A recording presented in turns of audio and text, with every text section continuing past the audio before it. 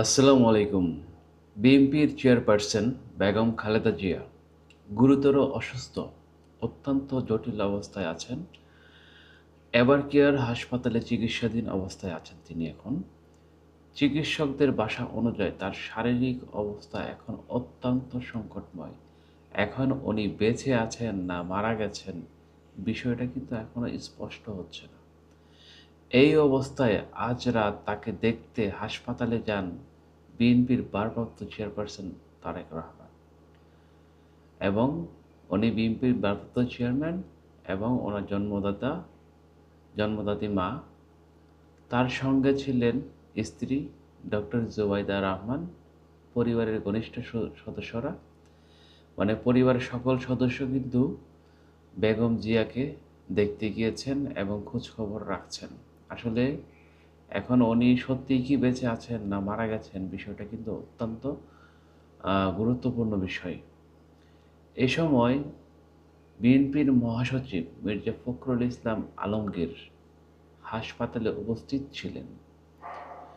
দলের media cell জানিয়েছে, খালেদা জিয়ার অবস্থা কোনো উল্লেখযোগ্য পরিবর্তন হয়নি। পরিস্থিতি পর্যবেক্ষণে আছে। চিকিৎসকরা সার্বক্ষণিক নজর রাখছেন।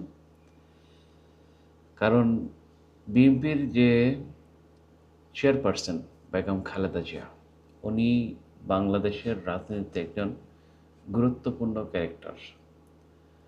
উনি এমন এক সময় অসুস্থ হলেন যখন বাংলাদেশের একজন গার্জিয়ান প্রয়োজন, মানে একজন মুরব্বী, একজন মানে যারা সবাই ওনাকে মানেন এবং বর্তমান রাজনৈতিক প্রেক্ষাপটে সব রাজনৈতিক দল কিন্তু বেগম জিয়াকে শ্রদ্ধা করেন এবং ওনারকে রেসপেক্ট করেন।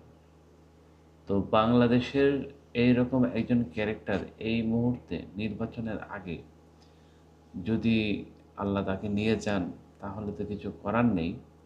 মহান রাব্বুল আলামিন জীবনদাতা এবং জীবন নেওয়ার মালিকও মহান রাব্বুল আলামিন।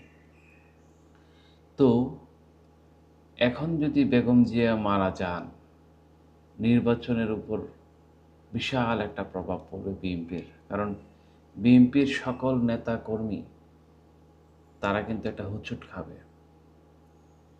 তাই এখন অত্যন্ত একটি জটিল সময়। আমরা চাই আল্লাহ না করুক, অন্ততপক্ষে এই কয়টা দিন বেগম জিয়াকে যেন আল্লাহ বাঁচিয়ে রাখেন। তারপরও তো জীবন মৃত্যু সবাই এর স্বাদ গ্রহণ করতে হবে, আমাকেও গ্রহণ করতে হবে। জন্ম যত হয়েছে মৃত্যু অবশ্যই হবে। তারপরও রাষ্ট্রের এমন কিছু গুরুত্বপূর্ণ ব্যক্তি থাকেন যাদের জন্য আসলে রাষ্ট্রের অনেক কিছু নির্ভর করে, রাষ্ট্রের স্থিতিশীলতা। তারেক রহমানকে জামাতের যারা আছে তারা কিন্তু বেগম জিয়ার স্পেস কিন্তু দিবে না।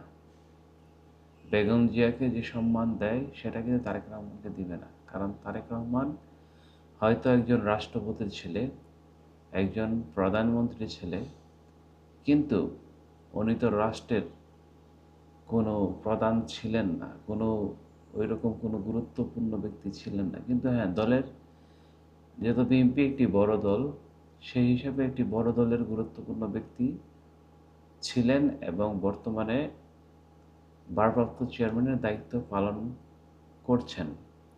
এখন উনি গুরুত্বপূর্ণ ব্যক্তি, কিন্তু বেগম জিয়ার যে অবস্থান, সবার কাছে যে গ্রহণযোগ্যতা বা সবার কাছে যে মুরব্বী হয়ে ওঠা, এই গ্রহণযোগ্যতা কিন্তু তারেক রহমানের নাই।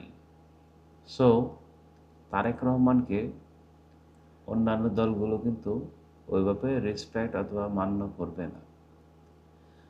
তো সবাই ভালো থাকবেন।